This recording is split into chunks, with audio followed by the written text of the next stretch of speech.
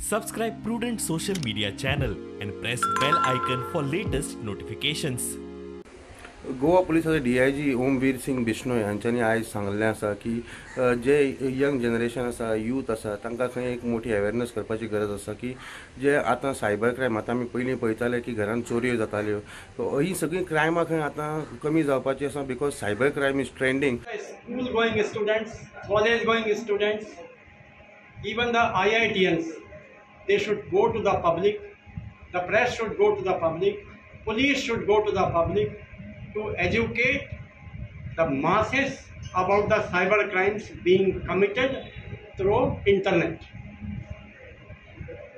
As you are aware, cyber crime is the crime of the day, and in future the traditional crime will become numberless or negligible.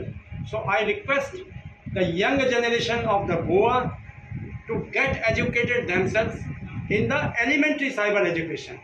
Do not share your password, have encrypted password, have multiple digit, multiple number and multiple mathematical arithmetical sign password.